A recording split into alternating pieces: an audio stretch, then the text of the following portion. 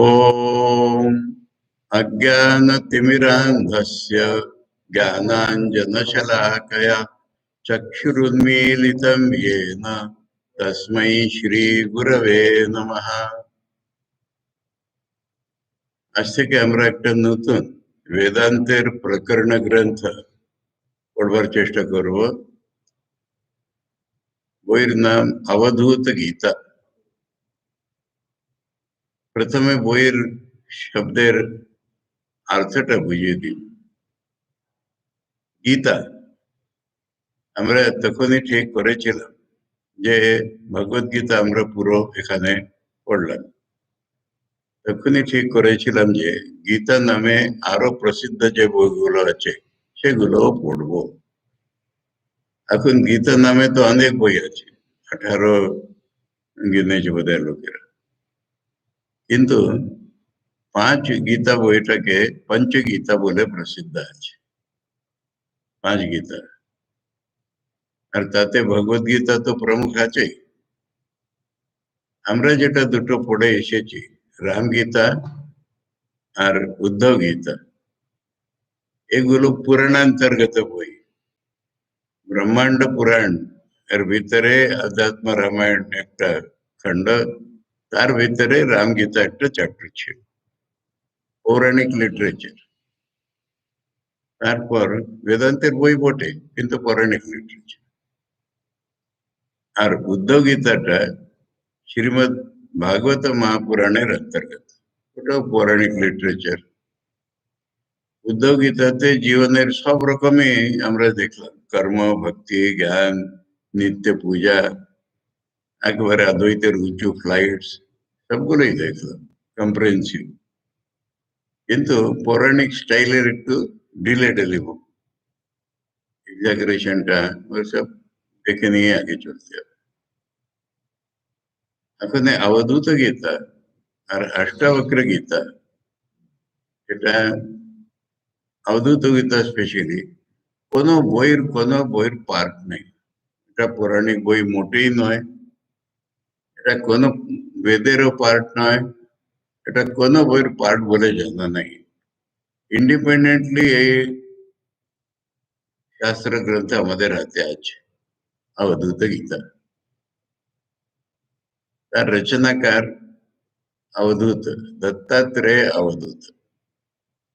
ওটার সম্বন্ধে নানান রকম পুরাণে মাহিতি থাকে, কিন্তু আমি বাচ্চা বয়স থেকে যেটা শুনে এসেছি ওইটাই প্রস্তুত করব, আর ওইটাই দেখবেন মোস্ট ফিটিং হবে এখানে। কিন্তু পুরাণে নানান রকম গপ্প, বাজে গপ্প থাকে। পুরাণে আন্দাজ করে করে বা কাহানি বানিয়ে বানিয়ে বলে। দত্তাত্রেয়, দত্ত আত্রেয়, মানে আত্রেয় বলতে অত্রি ঋষির ছেলে, তার নাম আত্রেয়। দত্ত মানে ভগবান দিয়েছেন তাকে, অ্যাকচুয়ালি তার ছেলে ছিলই না, ভগবান দিয়েছেন। সে কথাটা শুনতে অতি পবিত্র, শুনবার সময় ভদ্র লোকের হয়তো তত ভালো লাগবে না, কিন্তু অতি পবিত্র। অত্রি ঋষির যতটা প্রখ্যাতি ছিল উচ্চ দরজার ঋষি বলে, তার চেয়ে বেশি প্রসিদ্ধি হয়েছিল অত্রি ঋষির তার স্ত্রীর জন্য। অত্রি ঋষির স্ত্রী अनसूया। अनेक समय मराठी देशे तो खूप শুনেছি, হিন্দি দেশে, বাংলায় हो, উচ্চারণে গোলমাল হয়ে যায়। अनुसया अनुसया বলে, সেখানে अनुसयाর কোনো মিনিং হবে না। अन असूया, নতে উকার নেই, সুতে উকার আছে। अन असूया, असूया ঈর্ষা, হিংসা, এটার নাম असूया, জেলাসি। এটা যার ভিতরে মোটেই নাই, নামেতে। তিনি তখনকার দিনে, আজকেও তাকে মানে सर्वश्रेष्ठ पतिव्रता नारी बोले गणना ছিল, सर्वश्रेष्ठ पतिव्रता। এত শ্রেষ্ঠ যে বাল্মীকি রামায়ণ অনুযায়ী রামচন্দ্রজি যখন বনে গেলেন সীতা লক্ষণকে সঙ্গে নিয়ে, তখন অত্রি ঋষির আশ্রমে গেলেন। অত্রি ঋষির আশ্রমে যাওয়ার প্রবেশ করার সময় সীতাকে বলছেন যে ইনি তো প্রসিদ্ধ পতিব্রতা স্ত্রী, তুই ওর কাছ থেকে কিছু শিখে নে, কি শিখবার আছে, এতটা পবিত্র প্রসিদ্ধ ছিল। তারপর তার তপস্যা বলে উনি সীতাকে দিব্য বস্ত্র, দিব্য আভূষণ প্রদান করেছিলেন, আর দিব্য একটা কিছু মার্কের ভিতরে দিয়েছিলেন কুঙ্কুম কিছু, যাতে সীতা চির যুবতী থাকবে। এতটা তার তপস্যার জোর। এখন কি হলো, অত্রি ঋষি তো ঋষি, ওনার ভিতরে তো কোনো ইচ্ছাই নেই, কিন্তু দেবতারা সবসময় স্বার্থী ওই ব্যাপারে। দেবতার ভয়ে যে অনসূয়ার পবিত্রতার জোরে অত্রি ঋষি আমাদের জায়গা ছিনিয়ে নেবে, আমাদের চেয়ে শ্রেষ্ঠ হয়ে যাবে তার স্ত্রীর পাতিব্রত্যের জোরে। এরকম পতি পত্নীর থাকে, প্রতিটা দেবক স্ত্রীকে আপনার থেকে যদি পবিত্র থাকে তাহলে, আর স্ত্রীর অর্জিত পতি পেয়ে যায় যদি ঠিক ভালোবাসে থাকে। এখন কি করবে, ওরা স্বার্থী, ওরা চায় না নিজের জায়গাটা চলে যায়। ওরা, যাদের আমরা দেবতা এমনি মানি না, পরম দেবতা বলো, ব্রহ্মারই তিনটে রূপ বলো, সোজা কথায় ব্রহ্মা বিষ্ণু মহেশ, এরা সাধারণ দেবতার মতন নয়।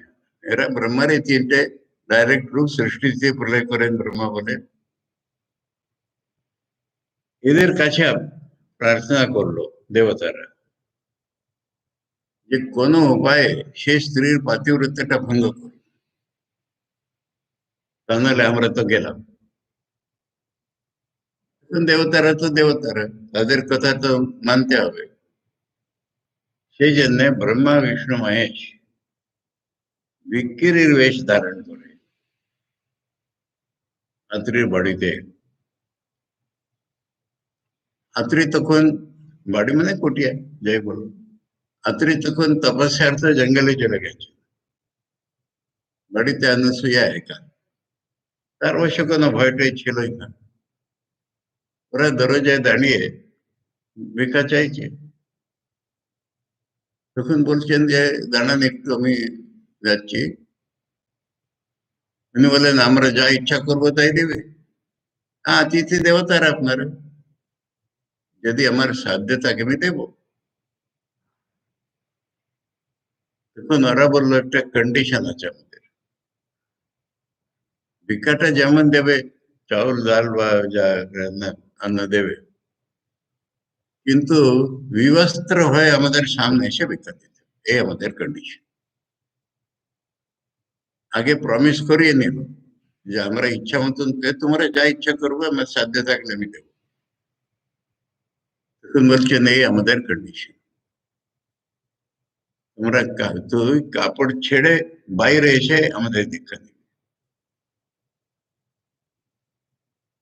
তখন তার দুদিকে বাধা, মানে এদিকে তো পতিব্রতা, এদিকে এরা এরকম চাচ্ছে। অতিথিকে মানা করে দিলে অতিরিও নারাজ হয়ে যাবে। তো বলছেন ঠিক আছে, ঠিক আছে।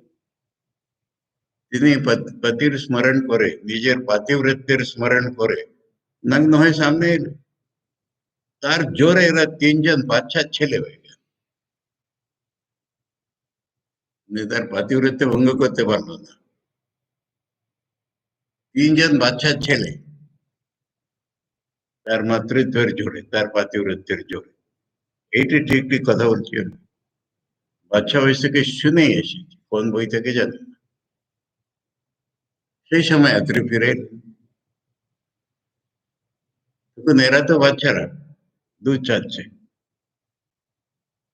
তখন আত্রি বললেন যে আমি তিন তিন জনকে পোষতে পারবো না বাবা, এটা আমার সাধ্য হবে না।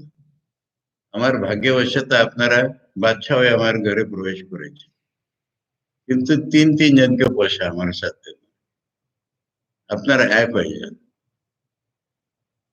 তখন ওরা ৩ জনে ফিউজড। সেজন্য আমরা যেটা চিত্র দেখি ৩ দিকে মুখ। শুধু মুখ নয়, হাতেও দেখবে। এক হাতে কমণ্ডলু ব্রহ্মার, এক হাতে চক্র থাকবে, আর শিবজির ত্রিশূল থাকবে। এখন আত্রি পেয়েছেন তো? পুরুষ প্রধান আমাদের সমাজ ব্রহ্মেরই অবতার বলতে হবে। পরব্রহ্মের ৩টে রূপ যদি ব্রহ্মা বিষ্ণু মহেশ, ওদের ৩ জনের সম্মিলিত অবতার। এখন কত শুদ্ধ থাকবেন এটা কল্পনা করুন। মানে আমি নাম এক্সপ্লেন করছি, অবধূত কেন বলে? অবধূত দত্তাত্রেয় অবধূত। দত্তাত্রেয় আমি এক্সপ্লেন করে দিয়েছি। আত্রি পেয়েছেন দেবতাদের বরদানে। অবধূত ধোয়া কাপড়, কাপড় যদি একটু ময়লা থাকে তাহলে কোনো কানে রাখলে চিপকে যায়, স্টিক হয়ে যায় হাতা দেওয়ার মতো। কিন্তু আমরা বলি দোপার বাড়ির কাপড়, এরকম যদি থাকে ঝকঝকে, তখন কোথায় স্টিক করবে না তো। এর পার্সোনালিটিটা পার্মানেন্টলি মানে নাইসলি অবধূত। নিত্য ধৌত কাপড়, কাপড় নয় এটা, নিত্য ধৌত পার্সোনালিটি, নিত্য ধৌত ব্যক্তিত্ব যার, মানে কমপ্লিটলি পার্মানেন্টলি অনাসক্ত। কোথায় কারোর সঙ্গে আসক্তি হবেই না তার। এখন মা বাবা অনুসয়া হতে পারে, তার মা বাবার সঙ্গেও কোনো আসক্তি থাকবে না। জগতে কারোর সঙ্গে যার আসক্তি কখনো হতেই পারে না, তার নাম অবধূত। আর আমরা যে উদ্ধব গীতা পড়ে এসেছি, তাতে গোড়ায় অবধূত উপাখ্যানই ছিল, এ স্টোরি ছিল না। অবধূত 24 গুরু, এইটা প্রসিদ্ধ আছে। কোন গুরু তাকে শেখায়নি, ও শিখে নিয়েছে। এখন এটা কার বর্ণনা হলো? যার কোনো গুরু শেখায়নি, যে শিখে নিয়েছে, এটা তো ভগবান ছাড়া আর কেউ পারে না। অবতাররাই নিজে শিখে নেয়, আর তো কেউ এরকম পারে না, গুরু বিনা জ্ঞান হয় না। 24টি গুরু দরকারও হয় না। সেই জন্যে এই হলো অবধূতের কথা। अवधूत दत्तात्रेय अति पवित्र जीवन। তারপর তাকে বেদান্ত কে শেখাবে? দরকার আছে? আরে শ্বেতাশ্বতর উপনিষদে কালকে আমরা পড়লাম যে যখন ব্রহ্মার উৎপত্তি হলো নারায়ণ থেকে, সঙ্গে সঙ্গে বেদ তার ভিতরে এসে গেল, ব্রহ্মার ভিতরে। আর ইনি তো ব্রহ্মা বিষ্ণু মহেশের অবতার। বেদান্তের প্রতিমূর্তি বলে আজকাল বাজারে বাজারে ঢুকেছি। আজকাল परस्पर के वेदांत मूर्ति, त्याग मूर्ति, तपो मूर्ति, ये सब नाम उत्तराखंडे खूब चले। এরকম দেওয়া নাম নেই, এটা অর্জিত নাম আছে, কমান্ডেড নাম। এখন এই বই আর আমাদের স্ট্যান্ডার্ড যেটা প্রস্থানত্রয়, ওটার ভিতরে তফাৎটা বুঝিয়ে দিচ্ছি। যেমন প্রস্থানত্রয়ের ভিতরে সর্বোচ্চ ধরা হয় মান্ডুক্য উপনিষদকে। যতই উচ্চ থাকুক, আমাদের যে অবস্থায় আমরা আছি, অবশ্যই অধিকার ভালো থাকা দরকার। যে অবস্থায় আমরা আছি, ওখান থেকে আস্তে আস্তে বা জোরে তুলে নিয়ে ওখানে পৌঁছানো, এই উপনিষদের কাজ। সমস্ত Upanishad, Upanishads are directed to a disciple, some disciple, higher disciple, different level disciple. গীতাতেও তাই, অর্জুনাच्या সামনে। আর এটারই সামারি করে ব্যাসদেব দিয়েছে। কিন্তু এটা নিচে নামতে রাজি নেই, উপরের ফ্লাইট। অদ্বৈত, চরম অদ্বৈত। এই বই আর আমি একটা বই যেটা বললাম, অষ্টাবক্র গীতা, এই দুটো বই। অষ্টাবক্র গীতার সম্বন্ধে আমরা শুনেছি, অবধূত গীতার সম্বন্ধে শুনেছি কি না মনে নেই। ঠাকুরের ঘরে ছিল, স্বামীজি এলে তাকে পড়তে দিতেন, অন্যকে পড়তে দিতেন না। স্বামীজি তখন বলতেন এটা পাপ ইত্যাদি। সে হলো অষ্টাবক্র গীতা, সেই ধরনের এই বইটা অবধূত গীতা। এখানে প্রথম শ্লোক যেটা আজকে পড়বো, সেটাই আমাদের একটা অদ্ভুত জিনিস, ভক্তির আবশ্যকতা বা ঈশ্বর কৃপার আবশ্যকতা জীবনে, ওটা জানাবে। সেটা হয়ে গেলে বাস হাওয়ায় উড়ছেন, একেবারে হাওয়ায় উড়ছেন। এই হাওয়ায় উড়াটা কোনো পোয়েটিক কল্পনা নয়, আজীবাত নয়। আমার মুখে বারবার আসে, লোকেরা আমার উপর বিরক্ত হয়। नहीं, বড় চেয়ে উচ্চ কবি থাকতে পারে, কবি ইজ এ ডিফারেন্ট থিং। ওটা ইমাজিনেশনে, ইমোশনের সাহায্য করছে, আর এরা অনুভূতিতেও করছে। অবধূত কি না, সেই জন্যে এই হলো এই বইয়ের স্টাইল। স্বামীজির অতি প্রিয় ছিল এই বই, অতি প্রিয়। সেই জন্য বললাম ঠাকুর পড়িয়েছেন কিনা ওটা উল্লেখ আমার মনে নেই, অষ্টাবক্রের আছে। এই বই কিন্তু স্বামীজির অতি প্রিয় বই। স্বামীজি এটার সম্বন্ধে বলেছেন,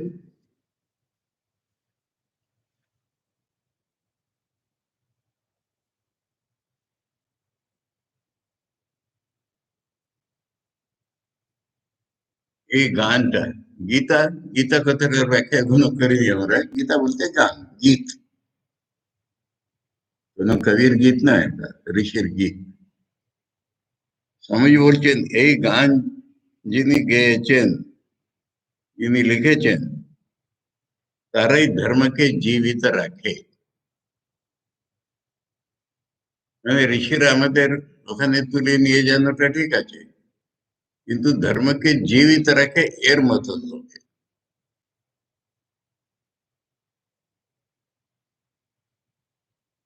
এরা প্রত্যক্ষ করেছে, কারোর সম্বন্ধে তার কোনো ভাবনা চিন্তা নেই। তার শরীরে কিছু হলে তার কোনো, এই যে আমরা উদ্ধব গীতার লাস্ট বট ওয়ান চ্যাপ্টারে যেরকম অবস্থা শুনছিলাম, উদ্ধব গীতার লাস্ট বট ওয়ান চ্যাপ্টারে মহারাজ এরকম ছিল, তার শরীর উপর থুতু ফেলেও মুতে দিলেও তার কোনো লাগে না, কিছু লাগে না, তিনি নির্বিকার। এখানে স্বামীজি বলছেন যে তার শরীরে কোনো কিছু করলেও তার কিচ্ছু অনুভব হয় না।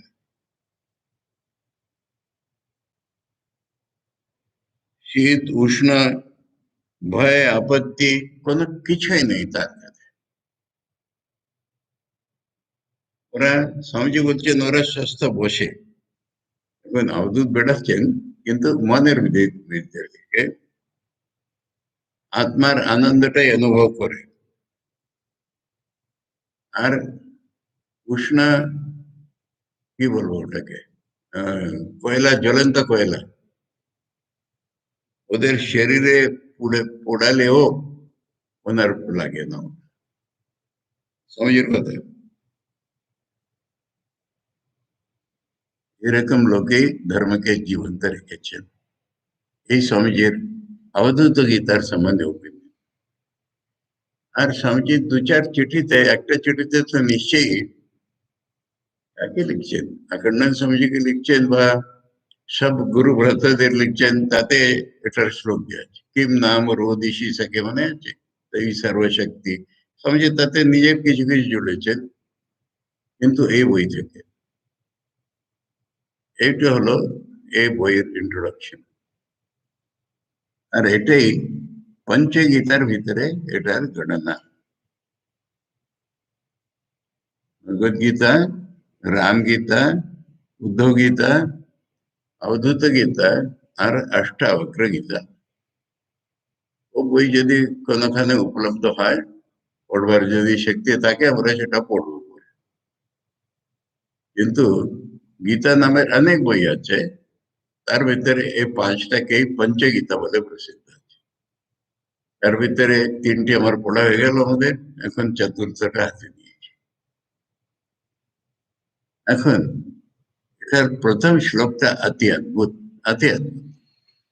মানে আমাদের সঙ্গে, আমরা ধরতিতে আছি তো, আমাদের সঙ্গে কানেকশন ওই শ্লোকের হবে। প্রথম শ্লোক বলছেন,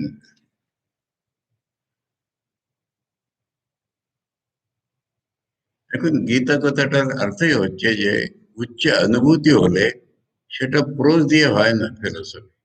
সেটা একটা অনুভূতির উদ্গারটা গীত, গানের দ্বারাই প্রকট হয়। এখানে কবিদের সঙ্গে সিমিলারিটি আছে, সিমিলারিটি ইজ নট সেম। কবিদের ভাব উঠলে গানের দ্বারা প্রকট হয়, কিন্তু ঋষিদের অনুভূতি উঠলে গানের দ্বারা প্রকট হয়। আমাকে বাধ্য হয়, বাধ্য হয় মানে কারো কারো পছন্দ হচ্ছে না, তাকে আমি বলছি যে আমাকে বাধ্য হয় বলতেই হবে, মানো না মানো। তো এই হলেন, বলছেন যে ঈশ্বরানুগ্রহাৎ এব পুংসাম অদ্বৈত বাসনা महद भय परित्राणात् विप्राणाम उपजायते। এখন তোমাদের হাতে বই আছে বলে বলে তিনি পাঠিয়ে দিলেন।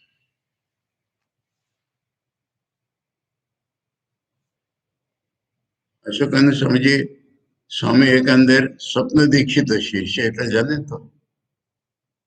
বাইরে থেকে কারোর দীক্ষা নেন তিনি, স্বপ্নে স্বামীজির কাছে দীক্ষা পেয়েছেন। তারপর খুব জ্বলন্ত জীবন্ত ভাবে, তখন অন্যান্য সাধুরা বলছে তোমাকে দীক্ষা নিতে হবে, ওরকম চলবে না। তখন মহাপুরুষ মানুষকে জিজ্ঞাসা করেছেন, মহাপুরুষ মানুষ বলেছেন তোর কোনো দরকার নেই, স্বামীজির কাছে যেটা মন্ত্র পেয়েছিস ওইটাই তোর সব। তিনি পাশ্চাত্য দেশে যা কাজ করেছেন সেটা তো সেখানেই জানেন। আমাদের চিরপরিচিত মেরুলুই বর্গ যে নিউ ডিসকভারি, ওটা সব অশোকানন্দ স্বামীর প্রেরণা। তো অশোকানন্দ স্বামীজির ট্রান্সলেশন প্লেন সিম্পল, খুব ভালো ট্রান্সলেশন, নোটসও দিয়েছেন যেখান দরকার। তার জন্য আমি বলছি কম্পেয়ার। ইনি বলছেন যে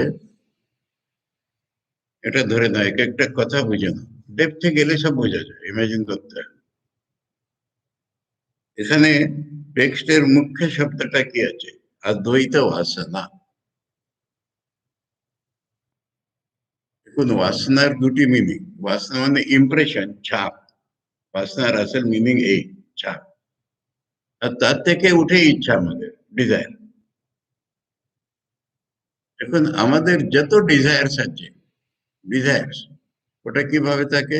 বিষয় ভোগের ডিজায়ার, স্থূল হোক সূক্ষ্ম হোক, এই তো ডিজায়ার। মানে আমরা নিজেকে সবসময় বিষয়, এই বিষয়ময় দুনিয়াতে আছি, এইটা তো আমাদের নিজের জ্ঞান। সেজন্য অটোমেটিক, যেটাকে বলে স্বাভাবিকতা বলে, আমাদের দ্বৈত বাসনা হচ্ছে। আমাদের বাসনা যেরকমই থাক, স্থূল সূক্ষ্ম ইত্যাদি ইত্যাদি, ওটা হলো দ্বৈত বাসনা, দ্বৈতের ছাপ, দ্বৈতের ডিজাইন। একটা অদ্ভুত লোক, যার বাসনাই অদ্বৈতের বাসনা। দেখো, বাসনা বাসনা শব্দ একই হয়। লোকেরা বলে তো, যারা বুঝে না, তোমরা তো কোনো ইচ্ছা থাকে, তোমার তো ইচ্ছা আছে ভগবান লাভের ইচ্ছা, ওটাকে ইচ্ছা না। এখন ভাষায় শব্দ নেই বলে ইচ্ছা বলতেই হবে। ইচ্ছা বলতে মনের একটা ড্র্যাগ, একটা পুল, একটা টানছে আমাকে দিকে। সর্বসাধারণ মানুষের টানটা ভোগ সুখের জন্য। এত এই স্বর্গে যাব, পুণ্য করব, সবটাই একটাই ডাইরেকশন থাকে। এটা একটা চমৎকার জিনিস, এটা একটা অদ্ভুত জিনিস, যে অদ্বৈতের বাসনা। উদাহরণ দিয়ে বলছি, ঠাকুরের তো কথাই ছেড়ে দিন। মহাপুরুষ মহারাজ বলছেন যে একজন ভগবান আছেন, তাকে দেখবো, এটা আমি অ্যাড করছি, হ্যাঁ, এরকম তার মধ্যে কখনো প্রেরণা ছিল না। যখন তিনি বয়স হলো, ইয়াং এজ, তখন থেকে বলছেন আমার মন সবসময় আমাকে বলছে দুনিয়াটা নাই। এরকম কি হবে না আমার, যেখানে দুনিয়া নেই দেখতে পাবো? এটা হলো অদ্বৈত বাসনা। এটা কোত্থেকে এলো? এত ডিপ ফার্স্ট শ্লোকটা। একজন ইন্ডিভিজুয়াল, যদি আমরা ইন্ডিভিজুয়াল জীব, তার মানে হচ্ছে এই শরীর মন তো আমরা নেই, কিন্তু এই শরীর মনের সংযুক্ত চেতনা, এটা আমার ডেফিনিশন। আর এরকম হলেই দ্বৈত বাসনা উঠবে, এরকম হলেই অহংকার উঠবে, এরকম হলেই সংকুচিততা উঠবে, মোস্ট ন্যাচারাল। ওখানে অদ্বৈত বাসনা থেকে একটাই সোর্স থাকবে, ঈশ্বরের অনুগ্রহে। এটাও ঈশ্বরকে দ্বৈতী ধর্মের দরকারই নেই, এটা একটা বেদান্তিক এক্সপ্লেনেশন আছে। আমাদের যদি, আমি ওটা সরল ভাষায় বলছি, আমাদের যদি ঈশ্বর থেকে উৎপত্তি, তাহলে ঈশ্বর কিছু আমাদের ভিতরে আছে কিনা? ও যখন জোর দেখাবে তখন হলো ঈশ্বর অনুগ্রহ। ঈশ্বর অনুগ্রহ বলতে বাইরে থেকে কেউ কৃপা করছে এটা ভাবার কি দরকার আছে? ঈশ্বর তো আমাদের স্বরূপ, তার থেকে কি উঠবে? ঈশ্বর টানবে তো আমাদের। ঈশ্বর টানলে কি হবে? অদ্বৈত বাসনাই তো উঠবে। ইন্ডিভিজুয়ালের মনে যেটা উঠে, ওটা অবশ্যম্ভাবী দ্বৈত বাসনা। কিন্তু ভিতরের ঈশ্বরের টানে যেটা উঠবে, ওটা অদ্বৈত বাসনা।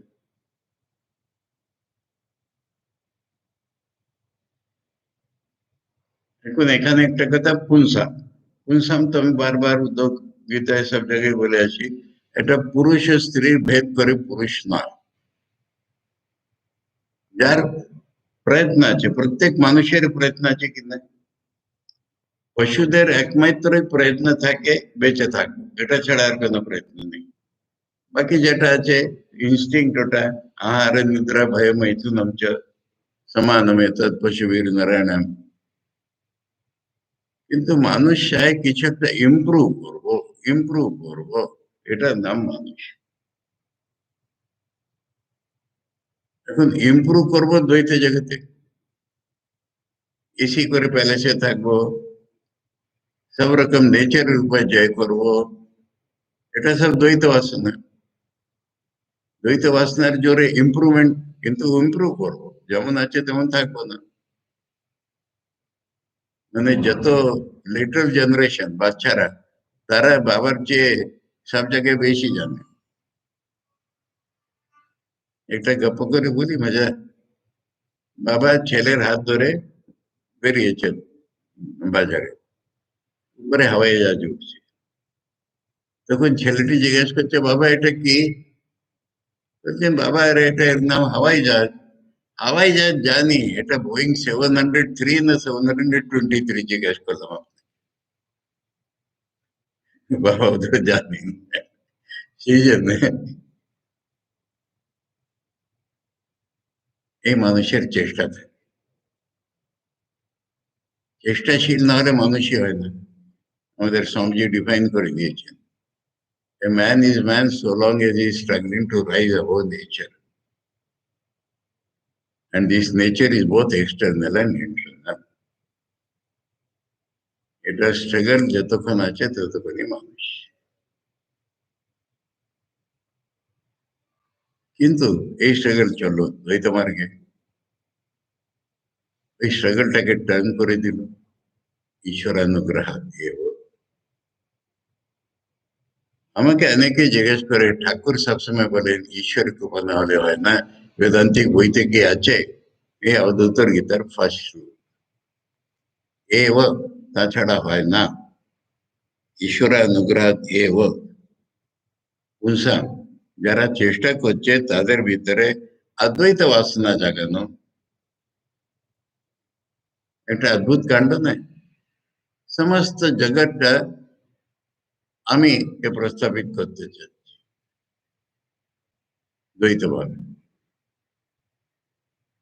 আর এটার ভিতরে উঠলো ভগবানের কাছে যাব, কোথেকে উঠলো? অ্যাজ এন ইন্ডিভিজুয়াল এটা এক্সপ্লেনেশন হয় না, এটার একমাত্র এক্সপ্লেনেশন ঈশ্বর।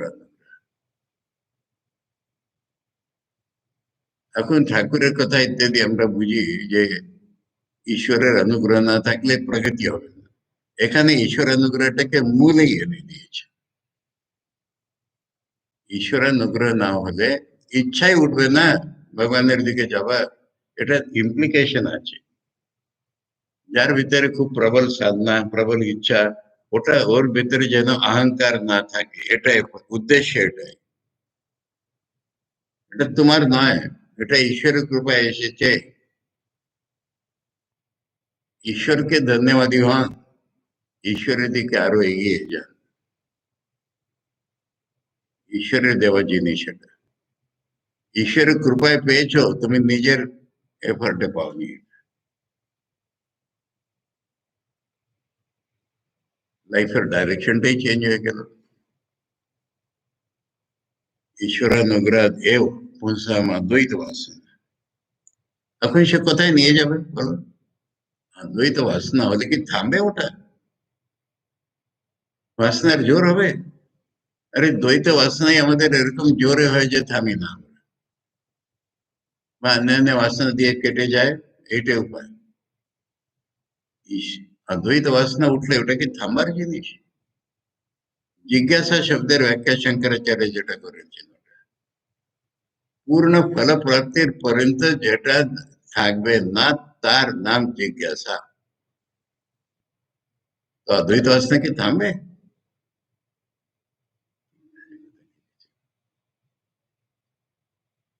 অদ্বৈত বাসনা উঠলে সবটা ভেদ টেদ করে যাবে, থাকবেই না মাঝখানে, তখনই ওটা অদ্বৈত বাসনা। ঈশ্বরানুগ্রহ যেটা এসেছে, ঈশ্বরের জোরে যেটা এসেছে, ওটাকে জগতে কেউ থামাতে পারে? যত সাধু সন্ন্যাসী জিজ্ঞেস করে দেখো, বাড়িতে গিয়ে আরামসে আশ্রমে দিয়েছে নাকি? কত সংঘর্ষ করতে হয়েছে, কত ডিউটির লাঞ্ছনা সহন করতে হচ্ছে। সারদান স্বামীজিকে জিজ্ঞেস করুন, উনি বরাহনগরে মঠে আসার পরে একদিন তার বাবার আপিলে বা কোনো কারণে বাড়িতে গিয়েছিলেন। বলে সকলের শুকনো মুখ, সকলের আশা, বলে এত কান্না পাচ্ছে কিন্তু কি করবো ঠাকুরের জন্য। ওদের কি দিল থাকে না? আমাকে পর্যন্ত লোকে জিজ্ঞেস করে, তুমি তো মাকে খুব বেশি ভালোবাসতে, তুমি সাধু হলে কি করে? কিন্তু ভালোবাসলে নাকি চিপকে থাকতাম নাকি?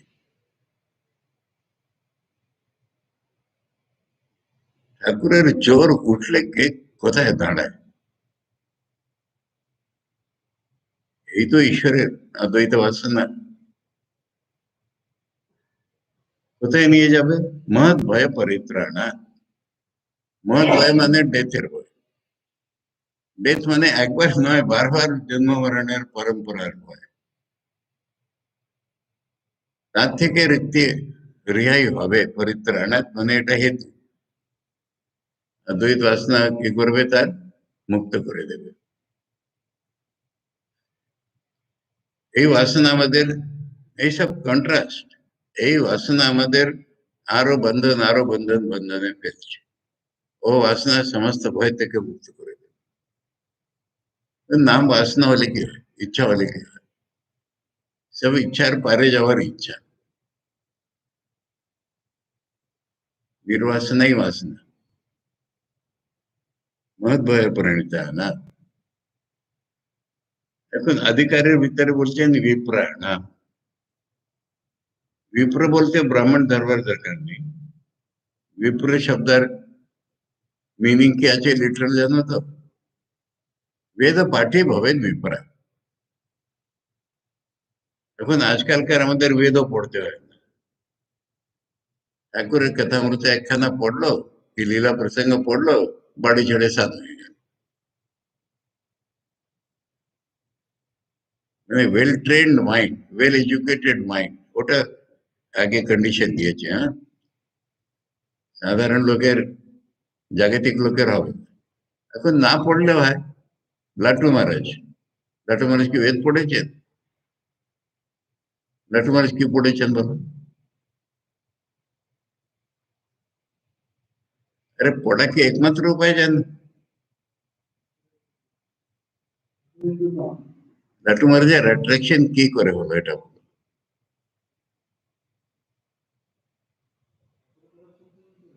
রামবাবুর বাড়ির এরেন্ড বয় এই ফরমাস পুরো করা ছিল।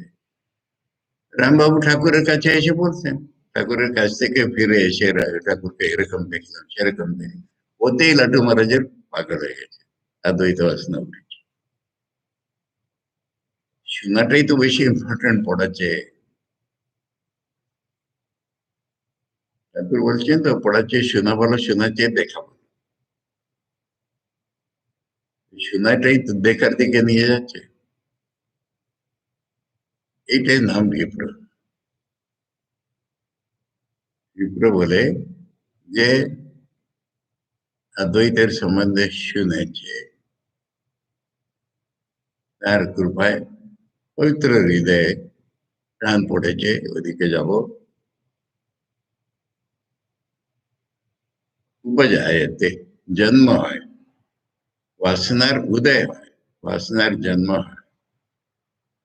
সর্বসাধারণ লোকে দ্বৈত বাসনায় থাকে, অদ্বৈতের দিকে যাবার ইচ্ছাটা জন্ম হয়। চেষ্টার ভিতরে মানুষের চেষ্টা করে জগতি, কিন্তু এই চেষ্টার ডাইরেকশনটাই চেঞ্জ হয়ে যায়। এই চেষ্টার ডাইরেকশন চেঞ্জ না হলে কিছু হয় না। এখন এখানে গৃহস্থ সন্ন্যাসী বাইরে থেকে বলছি না, কিন্তু ধরে না, বোঝে না এ আমার বাড়ি, এ ভাবটাই উঠবে কি করে তার?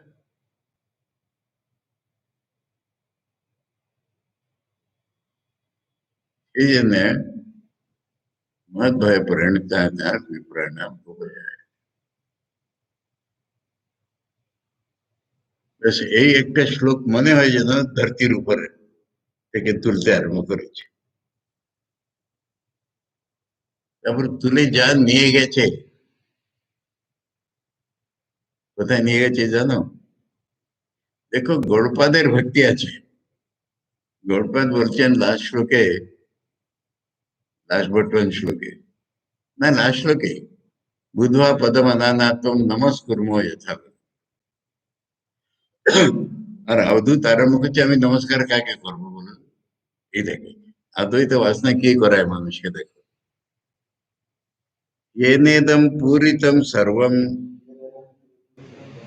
आत्मना एव आत्मना आत्मनि, তিনটে শব্দ আছে এখানে। এমনি পড়তে গেলে পর আত্মনৈবাত্মনা আত্মনি, আত্মনৈবাত্মনা আত্মনি, ভিতরে আছে আত্মনা এব,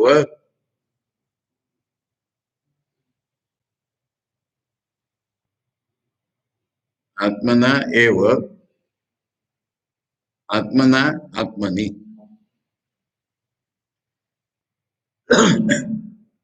निराकारं कथं वन्दे यभिन्नं शिवमव्ययम्। আমার থেকে ভিন্ন যদি কিছু না থাকে,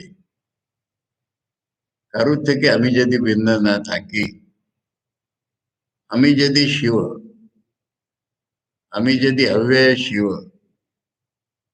আমি যদি নিরাকার অব্যয় শিব, কাকে নমস্কার করব? কাকে নয়, কি করে নমস্কার করব? প্রথম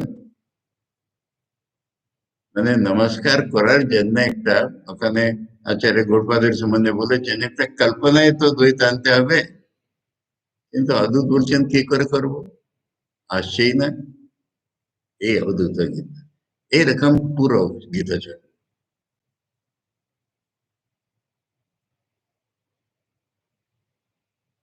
যিনি এই মঙ্গলাচরণটাই দেখো, হ্যাঁ, প্রথম শ্লোককে মঙ্গলাচরণ মানতে গেলে ওটা মানতে পারো, ঈশ্বরানুগ্রহ দেব, এই তো মঙ্গলাচরণ। এখানে বলছেন যিনি সবকিছু ভরে দিয়েছেন, মানে অল পারভেডিং, সর্বব্যাপী, এনেদম ইদম, ইদম বলতে আমাদের অনুভবের বিশ্ব, অনুভব বলতে কল্পনা কল্পনা সবটা আছে, সেটা বিশ্ব। পূরিতম ভরে দিয়েছে সর্ব, সবকিছু উইদাউট এক্সেপশন। কোথায় ভরেছেন? নিজের ভিতরে নিজের দ্বারাই নিজেকে ভরেছেন, নিজের দ্বারা নিজের ভিতরে নিজেকে ভরেছেন, এরকম ভাবে সবকিছু ভরে দিয়েছে। তাছাড়া আর সবকিছু পাবো কোথায়? সুগত ভেদ নেই, বিগত ভেদ নেই, টেকনিক্যালি বলতে থাকুক বেদান্তীরা। ভিতরে এমনি কিছু নেই, বাইরে এমনি কিছু নেই, নিজের ভিতরে নিজেই নিজেকে ভরে দিয়েছেন, মানে দুনিয়াটা পুরো নিজে ভরে দিয়েছেন, দিনের কোনো আকার নেই আলাদা। কি করে বন্দনা করব?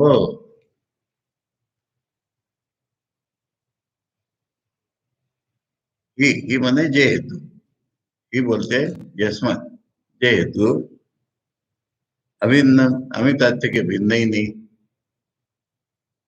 জিনিস দেখো, দ্বৈতীরাও ভগবানকে সর্বব্যাপী সর্বব্যাপী বলে, কিন্তু নিজেকে মানে কি করে তাহলে? ঠিক ঠিক সর্বব্যাপী হয় না তো।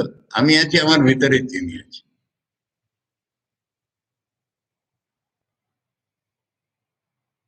সুহিতানন্দ আমাকে প্রেমেশানজির একটা কথা বলেছে। একজন ভক্ত লোক, গৃহস্থ যোগ যাও, তাকে বলছে মহারাজ আমাকে বেদান্ত বুঝিয়ে দেবে। তো তিনি বলছেন যে তুই তো আলাদা নেই, উনি তো আছেন। তো বলছে আচ্ছা আচ্ছা বুঝলাম, আমার ভিতরে তিনি আছেন। তিনি বারবার বলছেন তুই নেই, উনি আছেন। ও বলছে যে হ্যাঁ, আমি ভিতরে আছি। তাহলে কি করে বোঝাবো? এরকম ভিতরে নেই, অভিন্ন, আমি তার থেকে আলাদাই নেই। শিব, শিব মানে, শিব কথাটার মিনিংটা কি হয়? একটা পার্সন মনে আনবার দরকার নেই। জগতে প্রত্যেক জিনিসটা ভালো মন্দ একটা সাপেক্ষ, অপেক্ষা, এর চেয়ে ওটা ভালো। যেটা অ্যাবসলিউটলি কোনো ভালো জিনিস হবে না, শুভ, অ্যাবসলিউটলি শুভ, ওটার নাম শিব। আর যেটা কখনো বদলাবে না, চেঞ্জ হবে না, কম হবে না, বেশি হবে না। সৃষ্টি করেছেন বলে ভগবান ভেঙে যাননি, ভগবানের পার্ট হয়নি সৃষ্টি, ভগবান থেকে আলাদাও যায়নি, ভগবান থেকে কোনো চেঞ্জই হয়। এরকম যেহেতু আছে, আমি কি করে বন্দনা করবো, এই তার বন্দনা। তার বন্দনাটা বলে এটাকে, বা এইটা বন্দনা।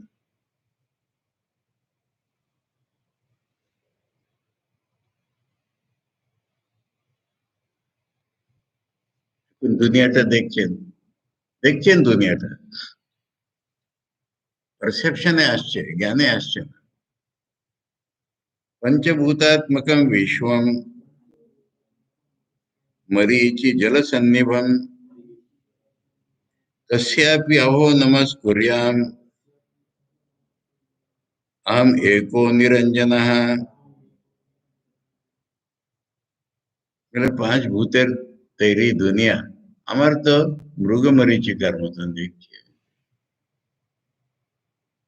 বালিটা যেমন জল দেখায়, সেরকম ব্রহ্মটাই এটা দেখাচ্ছে। মরীচি জল সন্নিভম, সন্নিভনে ওর মতন, বিশ্বম।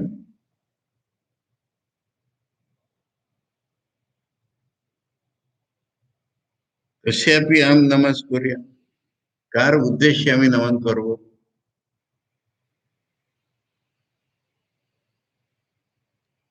আমি তো একমাত্র রিয়ালিটি। এখন দেখো তুমি ঈশ্বর বলে যেন তুমি মনে হচ্ছে।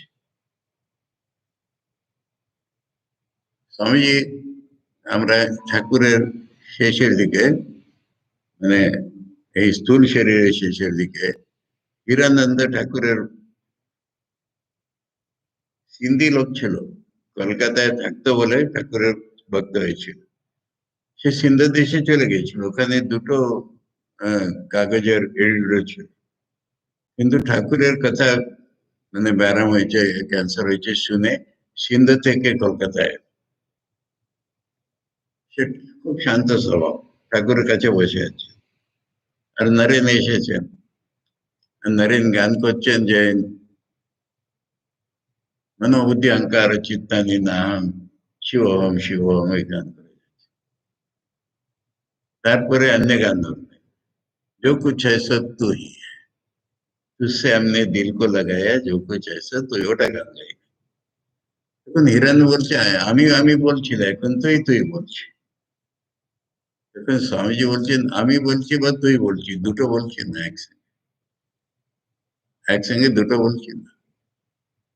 সেটাকেই আমি বলছি, সেটাকেই তুই বলছি, এইটাই তো।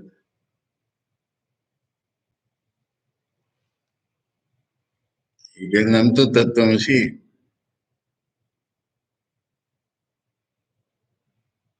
ভগবান সর্বত্র আছেন, তাহলে আমি রইলাম কোথায়? একভাবে বলে ভক্তি আমি রইলাম কোথায়, অন্যভাবে বলে আমি তো সবকিছু। আমি एको एकमेव দ্বিতীয় নিরঞ্জনা, আমার কোনো দাগ নেই। এইটাই স্বামীজি বলছেন, এরা ধর্মকে জীবিত রেখেছে, এরা আমি সর্বত্র অনুভব করছি। আমি নিরঞ্জন, নিরঞ্জন বলতেই দ্বৈত নেই আমার ভিতরে, কোনো দাগ নেই। দাগ উঠবে কি করে? কোনো দাগ নেই।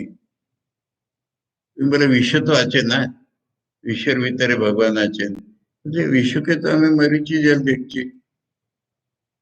তোমরা বলছো পঞ্চভূতাত্মক বিশ্ব, আমি বলছি মরিচি জল। কায় নমস্কার করবো? আমার থেকে আলাদা কাউকে দেখতে পেলে তো নমস্কার করবো। আমি তো নিজেকেই দেখছি সর্বত্র।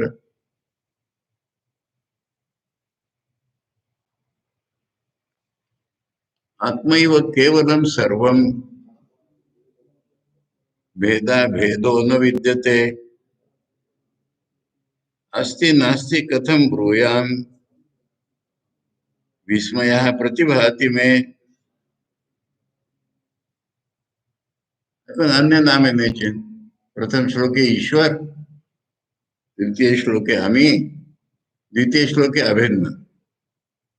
আমি তুমি দোনোই নাম নেয়নি, ওখানে আম ছিল, হ্যাঁ না, আমও ছিল না, তমও ছিল না, যিনি, যিনি ছিল। তৃতীয় শ্লোকে আমি, চতুর্থ শ্লোকে আত্মা। কেবল আত্মাই আছেন সবকিছু। ভেদ নেই, তাহলে अभेद কি করে বলবো? ভেদ কল্পনা না করলে अभेद হয় না। কোনো ভেদই নেই, अभेद কি করে বলবো? কার ভিতরে अभेद বলবো? দুটো অন্য কিছু থাকলে তখন তো তার ভিতরে ভেদ আছে কি अभेद আছে? चैतन्य देवर फिलोसफी के बोले अचिंत्य भेदाभेद,